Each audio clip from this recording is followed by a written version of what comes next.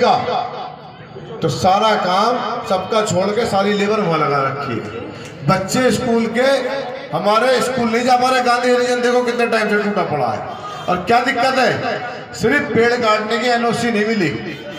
पेड़ काटने की एनओसी ना मिलने की वजह से ऐसी बड़ा स्कूल में काम शुरू हुआ। कल जाके देखना आप उसे, क्या एनओसी लाना इतना मुश्किल काम था?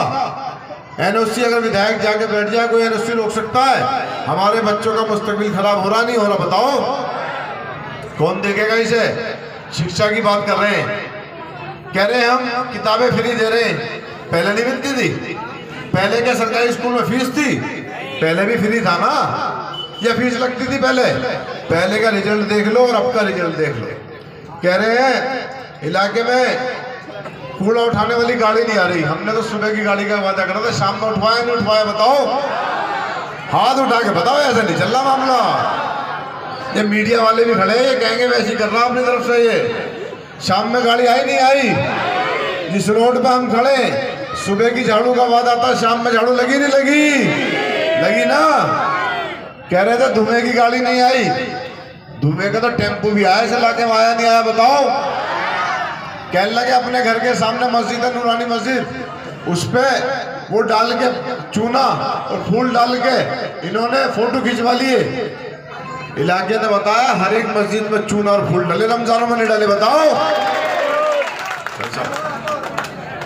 हमारे बीच हम सबके हरदिल अजीज नेता 21 साल एमएलए रहे और पिछले 7 सालों से लगातार हमारे बीच मौजूद रहने वाले चौधरी मतीन अहमद साहब हमारे बीच पहुंच चुके हैं। बहुत जोरदार तालियों से स्वागत कीजिए चौधरी मतीन, चौधरी मतीन, चौधरी मतीन।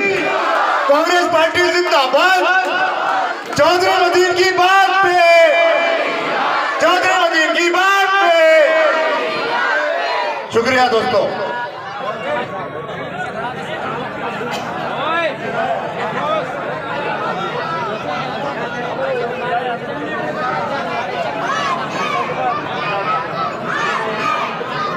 टेम्पो आया नहीं आया? बताओ। आया ना टेम्पो? कह रहे थे धुआं नहीं हुआ, फिर कहने लगे मस्जिद में चूना नहीं लगा। चूना तो हमने तो मस्जिदों पर लगवाया, तुमने कहाँ लगवाया वो भी बताएंगे अभी। तुमने कहाँ लगाया? अब कह रहे हैं कि हम पानी फ्री दे रहे हैं। चौहान बांगर के अंदर पता है कितने वाटर प्लांट लगे हुए? जो वो वाटर कूलर वाले चौहान बांगर जाफराबाद, कितने मालूम है? कितने? 58 प्लांट इलाके के अंदर, जो फ्री पानी का वादा लेकर आए थे। 30 रुपए का एक वाटर कूलर बिक रहा है, इलाके में नहीं बिक रहा? बताओ। 7 साल पहले किसके घर में आरओ था? बताओ। था किसी के घर में आरओ? ये कहां से आया आरओ? ये इसलिए आया कि इलाके के अंदर पानी की कमी हो गई। गंगा वाटर पीते थे पहले सीलमपुर वाले, अब कौन सा पानी पीते हैं? बोरिंग का पानी। अब बोरिंग का पानी पीना होता तो गाँव में घुसते हम तो। दिल्ली हम क्यों आए? इसलिए आए कि गंगा वाटर हमें मिलेगा, पाइपलाइन से पानी मिलेगा। बाहर रोड पे टेंट वाले स्कूल जिसको कहते हैं जीनत महल के बाहर बोरिंग लगा हुआ है, और वहां से नाला कितनी दूर है मालूम है आपको? मुश्किल से 10 मीटर की दूरी पे, 10 मीटर की दूरी पे। कानून है कि 100 मीटर की दूरी से पहले तो बोरिंग हो ही नहीं सकता। उस नाले का पानी इलाके में सप्लाई किया जा रहा है और इलाके में लोग पी रहे हैं। जो इलाके में बीमारियां बढ़ रही हैं, आप घर में जाके चेक करो, किडनी के पेशेंट बढ़े नहीं बढ़े, स्किन की बीमारियां बढ़ी नहीं बढ़ी, बालों की दिक्कत आई नहीं आई? क्यों आ रही है? क्योंकि जो हम पानी पी रहे हैं ये बोरिंग का पानी है, गंदा पानी है। ये सरकार पिलाने का काम कर रही है। हम वाटर कूलर लेके खुश हो रहे हैं और कह रहे हैं कि हम फ्री दे रहे हैं। 2-2 हजार रुपए का बिल है वाटर कूलर के पानी होगा, है नहीं है? बताओ। बिना वाटर कूलर के चल रहा पानी। गरीब आदमी कहाँ जाए? या तो उस पानी को पिए या फिर डॉक्टरों के यहाँ दुखी हो। लेंटर को कहते हैं, अभी कह रहे थे कई मंचों पे कहा कि मैंने 1 रुपया नहीं लिया। मैं भी कह रहा हूं नहीं लिया। मैंने एक दिन फैसले में खड़ा हुआ था, उस फैसले में एक आदमी ने झूठ बोला कसम खा के। पहले उसने कसम खाई और बड़ी कसम खाई, अल्लाह माफ करे। फिर एक कदम पीछे होकर झूठ बोला। मैंने उससे कहा, मैंने बोला तूने झूठ क्यों बोला? ये तो हमें पता है तूने जो बात कही झूठ है। बोला एक कदम पीछे हट गया था।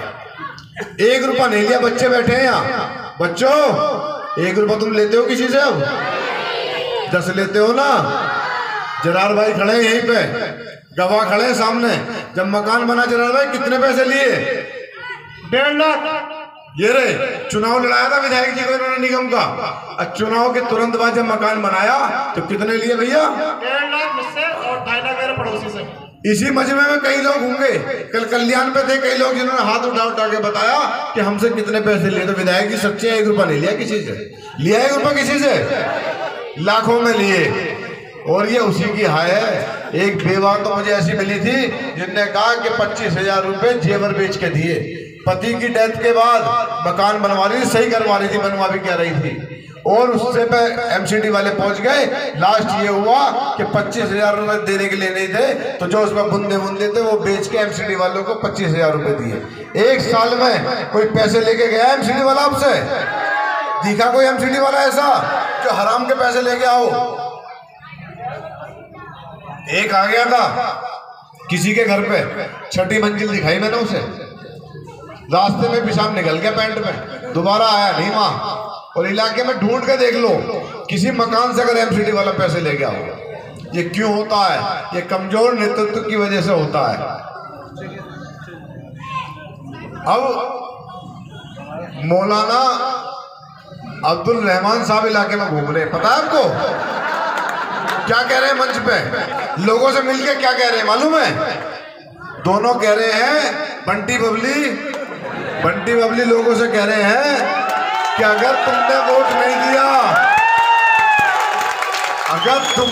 नहीं दिया तो हशर के मैदान में पकड़ होगी। कैसे?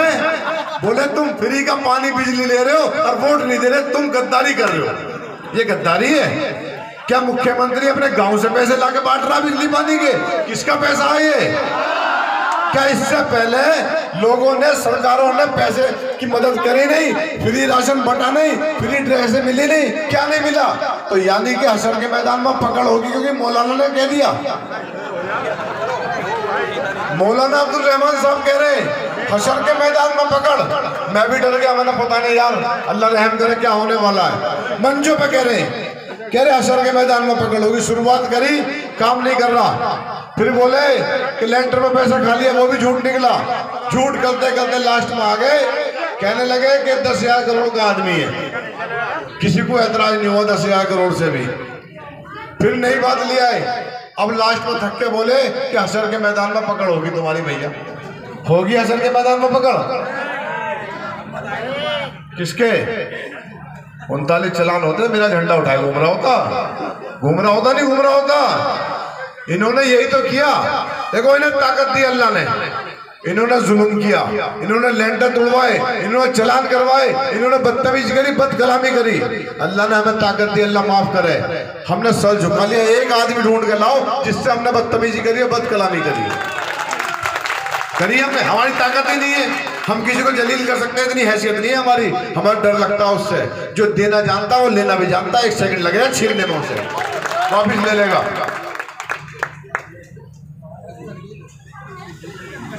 फिर बोले,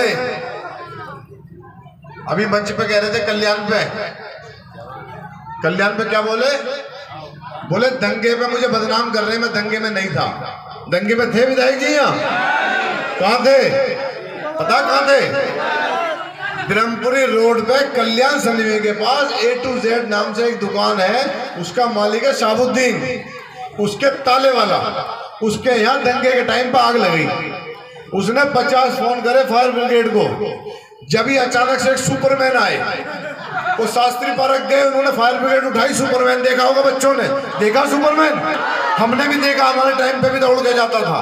फायर ब्रिगेड उठाई और उठा के लेके शिव विहार, वहां पानी से आग बुझवाई। फिर लेके लोनी, फिर लेके पुश्ते पे। कौन थे सुपरमैन? मिस्टर इंडिया हमारे विधायक जी। कह रहे हैं कि मैं दंगे में आग बुझवा रहा था शिव विहार में। शिव विहार का ठेका दिया था? कहाँ का ठेका दिया था विधायक जी को? इलाके का ठेका दिया था बचाने का। कह रहे फायर ब्रिगेड ले गया। कहाँ थे मैं बताता हूँ, कल्याण सन्निवे पे। बार बार हम सलाम करते हैं कल्याण वालों को, क्योंकि नियतें थे, कुछ था नहीं उनके हाथों में। कुछ था क्या उनके हाथों में? नियतें थे, सिर्फ हौसला था, हिम्मत थी, जज्बा था कि बचाना है अपने इलाके को। वो खड़े हो गए, वरना अगर वो खड़े ना होते तो हम छतों पे होते, और सारा ये भरा हुआ होता उन्हीं लोगों से जो बाहर से आए थे। सच्चाई बता रहा हूँ, इस दंगे के अंदर नुकसान ये हुआ कि हिंदू मुसलमानों में जो मोहब्बत थी खत्म हो गई। हमारे बीच में दीवारें खड़ी हो गई, दरवाजे लग गए जगह जगह। हमारे यहाँ का कोई हिंदू भाई झगड़े में नहीं था, हमारे यहाँ का कोई मुसलमान झगड़े में नहीं था। ये सब बाहर के थे, यहाँ का कोई आदमी था क्या? आपने देखा कोई आदमी? इनकी वजह से दीवारें खींची। संध्या पब्लिक स्कूल से रात को फोन आया चौधरी साहब के पास, कहने लगे कि इसमें स्कूल में कोई घुसे हुए, पता नहीं रात को क्या हो जाए। रात को 2 बजे जाके चौधरी साहब ने दरवाजा खुलवाया और एक एक कमरा चेक करवाया। कल्याण वाले गवाही देंगे होंगे तो यहाँ बताओ चौधरी करवाया। और सुपरमैन को, मिस्टर इंडिया को 100 फोन करे। सुपरमैन गायब थे क्योंकि कहीं और सेवाएं दे रहे थे। बाद में पता करा सेवा कहाँ दे रहे थे, ईद का मैं चंदा हो रहा था। चंदा तो वहां दंगे के बाद हुआ। मैं बार बार कहता था कि अगर दिल्ली के मुख्यमंत्री मौजपुर चौक पे आ जाते तो झगड़ा नहीं होता। आज जो कमेटी बनी जांच करने के लिए, उस कमेटी ने अपनी रिपोर्ट दी कि दिल्ली दंगे के लिए दिल्ली के मुख्यमंत्री भी जिम्मेदार है। मालूम है नहीं मालूम आपको? तो मैं कुछ गलत कह रहा था? कहाँ गए? 3 दिन बाद उठे और राजघाट पहुंच गए और वहां जाकर मौन धारण कर लिया। अगर गांधी जी होते तो लाठी लेकर मौजपुर चौक पे मिलते नहीं मिलते। और मुख्यमंत्री जी कहाँ गए? मुख्यमंत्री जी गए राजघाट, नकली आंसू बहाने, घड़ियाली आंसू। जाकर राजघाट पे क्या हुआ भैया? आना था, बचाना था तो मौजपुर चौक आते। कह रहे मेरे अंडर पुलिस नहीं है। 1 साल पहले जब इस निगम के चुनाव में आए तो हीरो तो आपने मुझे जब ही बना दिया था। पहली बार इलाके के अंदर में कोई हाउस अरेस्ट हुआ तो आपका बच्चा, आपका भाई चौधरी जुबैर अहमद हाउस अरेस्ट हुआ। मुख्यमंत्री आ रहे थे, पुलिस ने आकर सुबह ही पकड़ लिया। मैं जा रहा था प्रचार के लिए, बोले जाओ गरीब। मैंने क्यों? बोले वो सीएम साहब आ रहे हैं, तुम मामला खराब कर दोगे। मैंने मैं पब्लिक तैयार बैठी है काले कपड़े पहन के भैया। बोले इसलिए तो नहीं जान देना तुम्हें। आज शाम 4 बजे तक बिठाए रखा। कितनी पुलिस आई थी मालूम है? कितनी थी? 1000। देखिए इलाके में जब निकले थे 1000 पुलिस वाले लेके दिल्ली के सीएम गलियों में निकले बताने के लिए कि उन्होंने लोगों की कितनी मदद करी। अकेला पहला मुख्यमंत्री होगा जिसके ऊपर फूल की एक पत्ती चौहान मागर के अंदर नहीं डली ना। इसी इलाके में शीला दीक्षित आती थी, फूल से पट जाती थी सड़कें। याद करो, पट जाती नहीं थी, पट जाती थी, भर जाती थी ना। एक पत्ती नहीं गिरी। कश्मीरी बिल्डिंग पर खड़े होकर कहने लगे सीएम साहब कि ये अगर जीत गया तो माहौल खराब करेगा। एक बुजुर्ग खड़े हुए थे, उन्होंने उसके मुंह पे कही कि माहौल तो तूने खराब करा। उसने नहीं करा, तूने खराब करा माहौल तो। 6 नंबर गली में गए, बच्चों ने काले झंडे दिखा दिए, कहने लगे कांग्रेसी काले झंडे दिखा रहे हैं। रोने लगे वहां कि कांग्रेसी काले झंडे दिखा रहे हैं, और वहीं से छोड़ के वापस चले गए, इलाका छोड़ के चले गए। आज जा रहे थे ओखला, खबर ये है कि गई नहीं, क्योंकि तैयार बैठे थे चौहान मांगा रिपीट करने के लिए लोग ओखला वाले। आज काले झंडे ले लिए थे और वापस निकल गए वहां से। हमें लड़ाई उस मुख्यमंत्री से ही, इनसे नहीं है, इससे तो नहीं है ना, इन लोगों से तो नहीं है ना। अब मैं आपको बताता हूं नुकसान क्या हुआ। हमने कभी नौकरी मांगी इनसे? मुसलमान कभी नौकरी मांगता है? मुसलमान कभी आरक्षण मांगता है? कहां मांगा आरक्षण बताओ? कहां मांगी नौकरी? हम तो कोई बिरयानी, कोई नारी, कोई कबाब, कोई पत्ते, कोई सेब, कोई सब्जी, कोई पंचर, कोई चाय, यही बेच के अपने घर चला रहे, नहीं चला रहे? कुछ और चला रहे हो तो बता दो भैया। अपने छोटी मोटी मजदूरी करके चला रहे हैं। इस मुख्यमंत्री की वजह से क्या हुआ मालूम है? सम्मान से जीने का जो अधिकार था हमारा खत्म हुआ नहीं हुआ? बताओ, हाथ उठा के बताओ, खत्म हुआ नहीं हुआ? हमें शक की नजरों से देखा जाने लगा, नहीं देखा जाने लगा? बताओ। इसने आके हमें कोरोना बम बता दिया, तो कोरोना बम बताने के बाद लोगों ने हमसे दूरी बढ़ा ली। दाढ़ी टोपी वालों को देख के लोग बचने लगे, पता नहीं छूते के साथ ही कोरोना हो जाएगा, कहीं ऐसा ना हो हाथ लगाने कोरोना हो जा। पूरे हिंदुस्तान में अगर मुसलमानों का सम्मान घटा तो सिर्फ और सिर्फ इस आदमी की वजह से घटा, इस मुख्यमंत्री की वजह से घटा। नहीं तो कोई वजह बता दो जिसकी दूसरी की वजह से घटा हो। ये काम तो भाजपा ने भी नहीं करा, जो सम्मान घटाने का काम इस आदमी ने करा हमारे साथ। और फिर भी हम सर पे लिए घूम रहे, गाना बजा रहे इलाके के अंदर। क्या गाना बजा रहे? लगे रहो केजरीवाल, 5 साल केजरीवाल, दंगे पे चुप, लगे रहो केजरीवाल, मरकज पे चुप, लगे रहो केजरीवाल। जहांगीरपुरी में झगड़ा हो गया, इनका एमएलए राघव चड्ढा कहता है जब झगड़ा हुआ कि ये रोहिंग्या मुसलमान है, ये बांग्लादेशी मुसलमान है जो यहाँ झगड़ा कर रहे हैं। उसी की कॉपी उठाई, हमारे जो सुपरमैन थे वो भी यही कहा। वीडियो देखी है आपने? हमारे सुपरमैन भी यही कह रहे थे, हमारे मिस्टर इंडिया भी कह रहे थे रोहिंग्या मुसलमान है, बांग्लादेशी मुसलमान है जो झगड़ा कर रहे हैं। वही थे क्या? तुम्हारी आवाज तक नहीं निकलती, तुम इतने बुज़दिल हो गए कि तुम अपने मुख्यमंत्री के सामने तुम्हारी आवाज नहीं निकलती। यही सरकारें थी, यही नेता थे। इस मुल्क में एक बहुत बड़ा नेता था आर के लवन नाम का, चौधरी साहब के सामने का मुसलमान गद्दार है, थप्पड़ मारा नहीं मारा? बुजुर्ग बैठे हमारे बताएंगे, बुजुर्ग बैठे, इनके सामने की बात है। 1996 के अखबार आज भी रखें, ऐसा थप्पड़ मारा कि दोबारा किसी की आवाज नहीं निकली। क्योंकि हमारे लिए, हमारे लोगों के सम्मान से ज्यादा पार्टी या टिकट या सीट नहीं है, या है हमारे लिए? 500 साल राजा रहोगे क्या? अकबर नाम का राजा इस मुल्क में राज सुना है? उसे लिखते हैं किताबों में ग्रेट अकबर, महान अकबर। उसकी कब्र है आगरा फतेहपुर सीकरी के बीच में, कभी जाना मौका लगे तो। आज फातिहा पढ़ने वाला नहीं है उसकी कब्र के ऊपर कोई, जो इस हिंदुस्तान से बड़े हिंदुस्तान का राजा रहा हो। तुम काउंसलर बनने के लिए, एमएलए बनने के लिए पागल हो गए, सारे हथकंडे अपना रहे हो, कुछ छोड़ ही नहीं रहे। और नीचता की हद तो जब हो गई जब 3 दिन पहले इस इलाके के अंदर इससे घटिया काम आज तक नहीं हुआ। 93 से चुनाव हो रहे, कई नेता चुनाव लड़े, हाजी ग्राम साहब यही रहते, चुनाव लड़े, चुनाव लड़ते थे, मंचों से बात होती थी, नीचे मिलते थे, सलाम दुआ करते हुए निकल जाते थे। चौधरी साहब भी और वो भी निकलते थे, नहीं निकलते थे? बताओ। सुल्तान भाई लड़े, सलाहुद्दीन पहलवान लड़े, एम नाहिद लड़े, इसके बाद भी अलग अलग लड़े, सीलमपुर वाला अफजाल भी लड़ा, कई लड़े। लेकिन राजनीति के लिए इतना घटिया काम कि मंचों पर आके अंसारी चौक पे मंच लगा और विधायक जी की पत्नी रोने लगी और बोली कि मुझे बदनाम कर रहे हो, मेरी बेटियों को भी बदनाम कर रहे हो। मैं फिर चैलेंज कर रहा हूं आज, अगर एक वीडियो दिखा दो, हम उछालने लगे, कहते हो मेरी बहन बेटी को गलत कह दिया। वीडियो देखी किसी ने? देखिए किसी ने वीडियो? इतना बड़ा वादा करने वाला कोई हो तो बता दो, जब मन से कह रहा है आपके सामने। 2 दिन हो गए मुझे वीडियो मांगते हुए, अभी तक वीडियो नहीं दिखाई। हो सकता है कि एडिटिंग कर रहे हो, बैठे हो नन्नू उस्ताद के लगे हुए हो पकड़ के कि कुछ एडिटिंग करके जुगाड़ बनाए। एक वीडियो दिखाओ, अगर वीडियो नहीं दिखाया छोड़ूंगा नहीं तुम्हें दोनों को। 100 करोड़ की मानहानि का मुकदमा करूंगा जो इलाके को बदनाम तुमने किया है। मुझे वीडियो दिखानी पड़ेगी, छोड़ूंगा नहीं ना, आप छोड़ना। इससे घटिया राजनीति इस इलाके में हुई कभी? किसी ने इतनी नीचता का काम किया?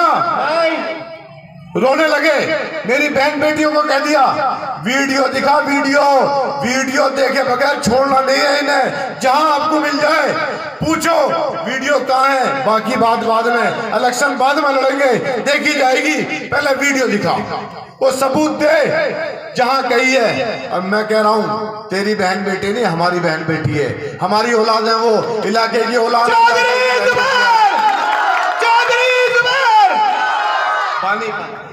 इलाके की बहन बेटियां हैं, वो हमारी बहन बेटियां हैं। हम करेंगे इलाज उसका, जिसने वो कहा है, नाम बता उसका। और अगर तुमने ये हरकत करी है बदनाम करने के लिए तो इलाज तुम्हारा भी होगा, ध्यान रखना। 100 करोड़ की मानहानि के लिए तैयार रहो, छोड़ूंगा नहीं बिल्कुल भी। होना चाहिए नहीं होना चाहिए? कल तक अगर वीडियो नहीं दिखाई तो परसों तैयार हो जाओ 100 करोड़ के मानहानि के लिए। और माफी पे नहीं छोड़ूंगा, कभी सोच रहे हो कि माफी पे छोड़ दूंगा। और 100 करोड़ का हक बनता है। तुमने ही मंचों से कहा 10,000 करोड़ का आदमी है, तो मानहानि तो 10,000 करोड़ की है। लेकिन मुझे पता है तुम्हारे बस की है नहीं जीरो गिनना। तुम 100 करोड़ पे करो, या तो 100 करोड़ की मानहानि का मुकदमे के लिए तैयार रहो या वीडियो दिखाओ। आप पूछोगे नहीं पूछोगे?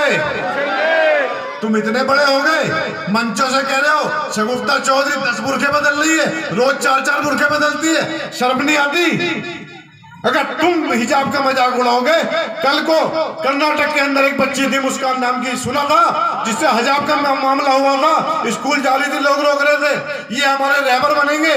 कल को अगर दिल्ली के स्कूलों में ये होने लगा तो ये तो छुप के बैठ जाएंगे। अगर किसी ने आदेश दे दिया कि दिल्ली के स्कूलों में हिजाब पहन के हमारे बच्चे नहीं जाएंगी, तो इनकी आवाज निकलेगी क्या? ये तो आज ही मजाक उड़ा रहे, कह रहे शगुफ्ता 4 बुरखे बदल रही है। किसी को ऐतराज है शगुफ्ता के 4 बुरखे पे? अरे 10 बदलेगी, 50 बदलेगी, अपनी मर्यादा में रह के बदल रही है। शर्म नहीं आती तुम्हें? और मैं तो दुखी इस बात से हूं, उस मंच में वो कौन से निकम्मे नेता बैठे थे जिनके सामने ये बात कही जा रही थी, और वो मुंह जमाए बैठे थे, दही जम रही थी उन लोगों के मुंह पे। कैसे रहबर है हमारे, कैसे जिम्मेदार है इलाके के? वो कौन सदर था उस मंच पे जिसके सामने ये बात गई और उसके मुंह से आवाज नहीं निकली? पूछना उस सदर का नाम कौन था? वो सदर बुरखे में मजाक उड़ा रहे हो, हिजाब पे आप मजाक उड़ा रहे हो कि हिजाब पहन के घूम रही है। हिजाब छोड़ देना चाहिए क्या? इलेक्शन छोड़ देंगे, हिजाब नहीं छोड़ेंगे। इलेक्शन देखी जाएगी। शगुफ्ता चौधरी जुबैर, चौधरी जुबैर, एक वोट मत देना, हिजाब नहीं छोड़ेंगे। मत हो जाओ, आपसे भी कह रहा हूं मैं। हिजाब छोड़ने के लिए आए थे क्या? इस चमचागिरी के लिए आए थे कि अपने नेताओं को खुश करने के लिए अपने लिए बातें सुन ले, अपनी कौम के बारे में बातें सुन ले, इसलिए आए थे कि राजनीति में निकम्मेपन की हदों की बहन बेटियों को मंचों पे ले आए, बदनाम करने लगे कि हमारी बहन बेटियों के बारे में कह रहे हैं। शर्म करो, डूब के मर जाओ। ऐसी राजनीति, ऐसे एमएलए-शिप के लिए इसलिए चाहिए एमएलए, इसलिए बनना है। 3 दिन का इलेक्शन बचा है, फिर उसके बाद क्या होगा? उसके बाद क्या पब्लिक को मुंह दिखाओगे, क्या जवाब दोगे? इसी पब्लिक में रोज निकलना नहीं निकलना? मैं सच्चाई बता रहा हूं, मैं दुखी इसलिए हूं, मैं पूरे इलेक्शन हंस के इलेक्शन लड़ा हूं। ये दुखी रहते थे मुझसे कि मंचों पर हंसता क्यों है। कई लोग मेरे साथी भी कहते थे इतना हंसता क्यों है। मैं दिल पे थोड़ा लेता हूँ राजनीति को। हार जीत अल्लाह के हाथ में। 2015 में चौधरी साहब हारे, चौधरी साहब ने पहला शब्द कहा अल्लाह की बेहतराई होगी। 2020 में फिर हार गए और चौधरी साहब ने कहा अल्लाह की बेहतराई होगी, और 2021 में बेहतराई नजर आई नहीं है। बताओ, मुझ जैसे आदमी को जिसे मंच में खड़े होने में टांगे कांपती थी, अल्लाह माफ करे, बड़ा बोल नहीं बोलना, सच्चाई बता रहा हूँ। मुझे लोग मिलते हैं, कहते हैं कि जैसी 8 बजते हैं हम अपना यूट्यूब ऑन कर लेते हैं कि स्पीच सुनने का मौका मिलेगा। ये आपने तो ताकत दी, आपने तो नेता बना दिया। जब मैं बड़े बड़े नेताओं से मिलना चाहता हूँ तो लोग मुझे कैसे मिलाते हैं? इमरान प्रतापगढ़ी मेरा तारुफ कराते हैं, कहते हैं ये जुबैर भाई मुख्यमंत्री को हरा का है। ये ताकत आपने तो दी है। बड़े बड़े नेता कहते हैं कितने वोटों से जीते? मैंने 11,000 से। बोले दिल्ली में कोई जीता नहीं आज तक। जो अधिकारी सुनता है 11,000 से जीता है, सच्चाई बता रहा हूं, सीट से खड़ा हो जाता है। ये ताकत आपने दी है, इस आवाम ने दी है। मैं इस काउंसिलरशिप के लिए अपनी बहन बेटियों के लिए सुन ले हम तो दुश्मन की बहन बेटी के लिए नहीं सुन सकते। तुम तो दुश्मनी के काबिल नहीं हो हमारी। दुश्मन भी मयार का रखे हमने, ऐसे दुश्मन भी नहीं रखे अल्लाह के शुक्र से। और हमारा दुश्मन तो कोई है ही नहीं। हमने तो मुखालिफों को भी सलाम करा। एक मुखालिफ ढूंढ के लाओ जिससे हमने बदतमीजी करी हो। 21 साल 24 साल विधायक रहे। मैं बड़ा बोल नहीं बोल रहा, बिगड़ने का मौका तो हम पे ही था। हम खूब बिगड़ते, खूब टक्करें मारते लोगों के। जिस गली से निकलते हैं, ये गली के लोग मेरे खड़े, एक गली वाला बता दे जिसके स्कूटर में हमने टक्कर मार दियो, जिससे हमने बदतमीजी कर दियो, गाड़ी घुमा के ले जाते हैं बाहर से। बिगड़ने का मौका तो हमारे पास था जब चौधरी साहब एमएलए बने।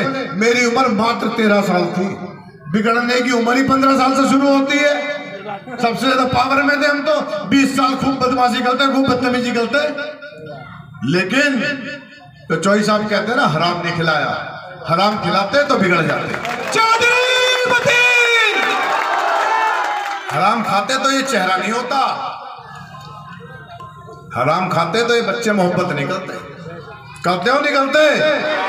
देख लो, किसी के बच्चों को देखे इतने बच्चे, मैं नहीं बुलाता, खुद हमने अपनी मोहब्बत में ये हलाल खिलाया, इसलिए हराम वालों की शक्लें अल्लाह माफ करे बदल जाती है। आदमी नहीं मिलते, 400-400 रुपए में आदमी इकट्ठे कर रहे, मिल नहीं रहे।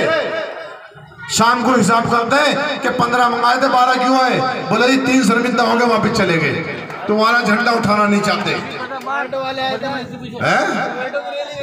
जोमेटो वालों की तो कैंसिल हो गई रैली।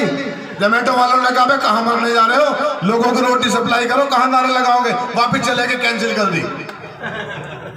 लेकिन गुस्सा है, दिल में दर्द है, और दर्द इसलिए है कि उस संगी मुख्यमंत्री से तो लड़ाई है, लेकिन उसकी संगत में रह रह के हमारे लोग कितने निकम्मे हो गए, आप देख लो। ये उसकी संगत का असर है। कहते हैं ना कि 100 बकरियों को एक शेर की लीडरशिप दे दो, शेर की तरह लेंगी बकरियां, और 100 शेरों को एक बकरी दे दो, बकरी की तरह ही हो जाएंगे सारे शेर। यही हो रहा, नहीं हो रहा?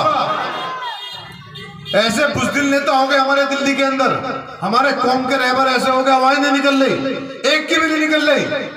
मैंने दंगे पे नहीं बोले, ताहिर पे शायद बोल जा, ताहिर पे चुप हो गए। मैंने हो सकता मरकज में तो ईमान जाग जाए, देखो हो सकता है कौन किस मसलक का है वो अलग बात है, लेकिन दाढ़ी टोपी सबकी एक, बुर्का हिजाब सबका एक, अलग तो नहीं है।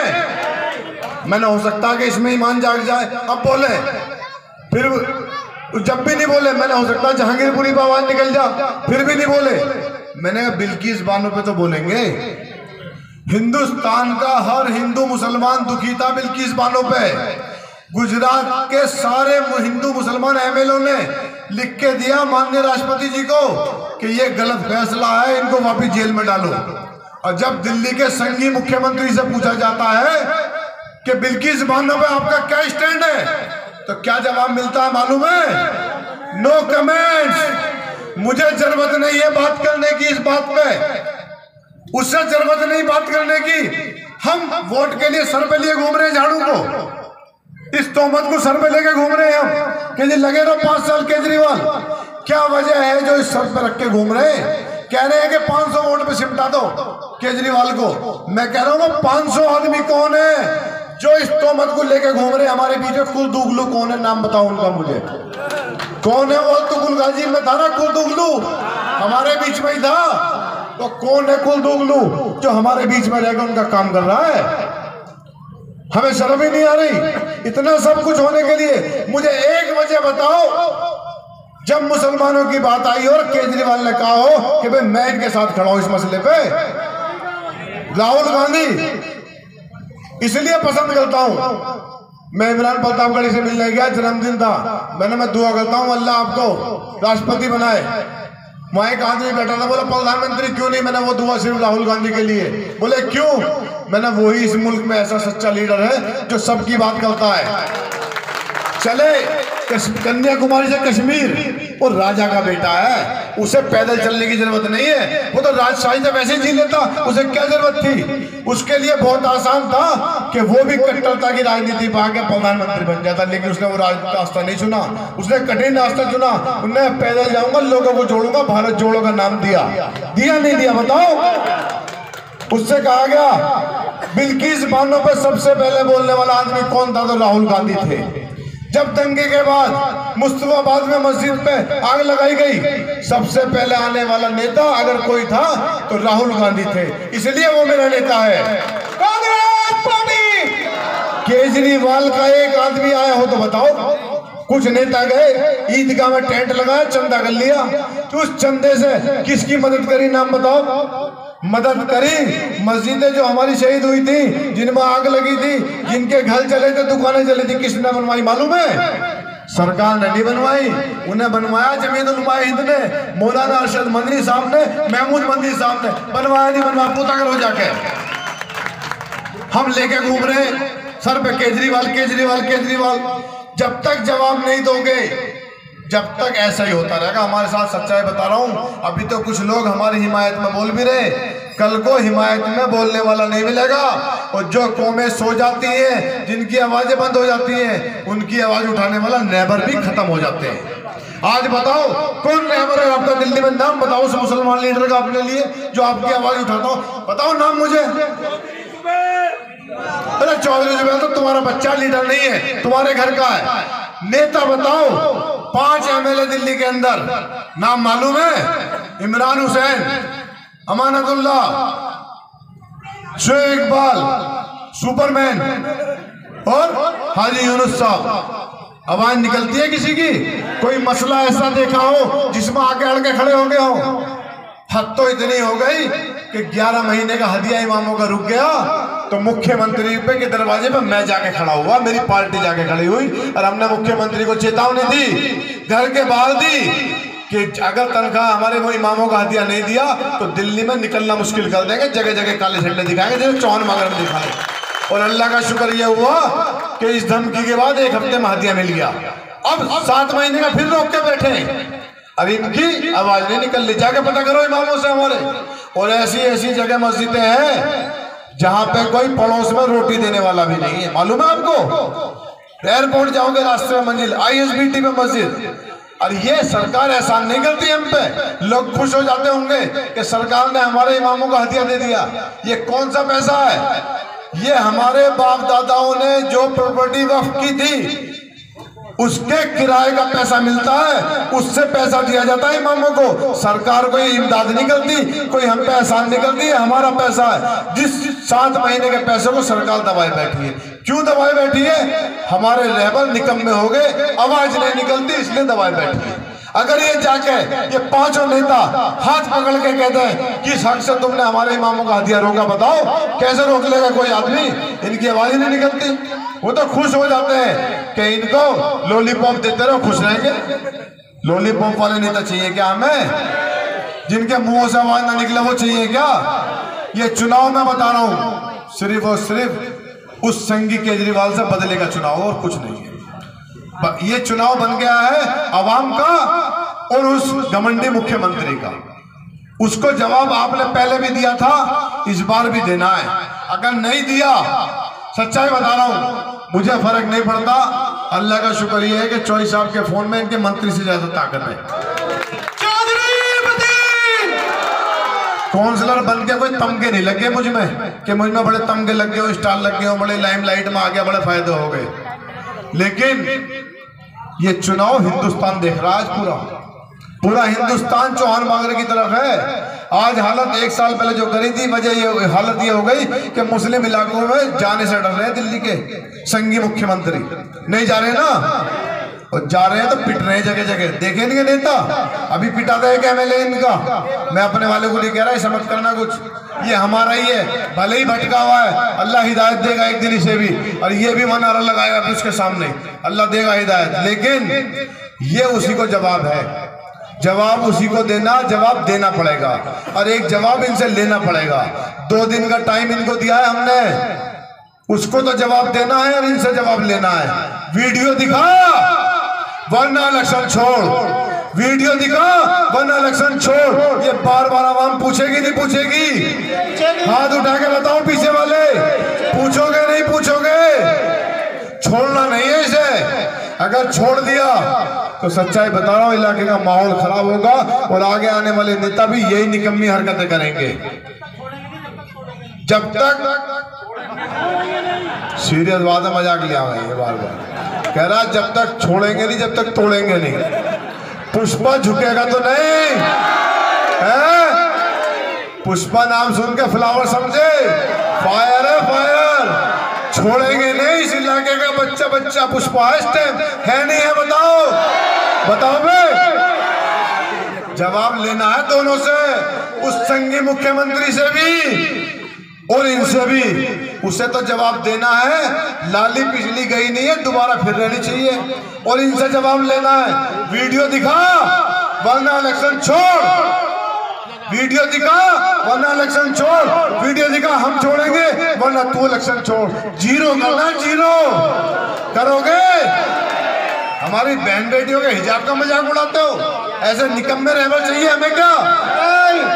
जवाब लेना है इनसे, जहां मिल जाए पूछना, और उन सदरों से भी पूछना जो उस मंच पे बैठे थे जिस टाइम ये मजाक उड़ाया जा रहा था बुर्कों का।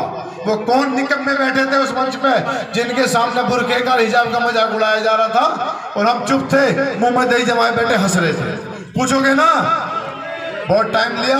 कल इंदिरा चौक पे लंबी बात करेंगे इंशाल्लाह, कल टाइम है। एक बात और हो गई, इमरान भाई आने वाले थे, इमरान प्रतापगढ़ी साहब, उन्होंने इनके अशरफ भाई के शेर सुन लिए। बोले मुझसे तगड़ा वाला तो वहीं बैठा यार, मुझे क्यों बुला रहे इतनी दूर से। इमरान भाई इनके चक्कर में नहीं आ रहे, ये जिम्मेदार है अशरफ भाई उसके, ठीक है ना। कल इंदिरा चौक शाम बाद नमाज़े इशा, लंबी बात इंशाल्लाह कल करेंगे और इससे पूछेंगे, उसको जवाब ले देना है और इनसे जवाब लेना है। वीडियो दिखा या इलेक्शन छोड़। अस्सलाम वालेकुम, खुदा हाफिज। चौधरी जुबैर, चौधरी मतीन, कांग्रेस पार्टी। दोस्तों, चौधरी जुबैर ने बार बार एक बात कही, वीडियो दिखा। आपको एक साथ आवाज में कहना है वीडियो दिखा, और मैं कहूंगा आप कहेंगे नहीं तो इलेक्शन छोड़। सब एक साथ कहेंगे आवाज में, वीडियो दिखा, वीडियो दिखा, वीडियो दिखा। अब मैं आमंत्रित करने जा रहा हूं जनाब चौधरी मतीन अहमद साहब को, जो काफी देर से यहाँ पर बैठे हैं और आप सब लोग भी उनको सुनना चाहते हैं। मैं आपका शुक्रगुजार हूँ कि आप 8 बजे से लगातार यहाँ बैठे हैं और पूरे इत्मीनान से सबकी बातें सुन रहे हैं। एक बार जोरदार तालियां बजा दो चौधरी मतीन अहमद साहब के लिए, बहुत जोरदार।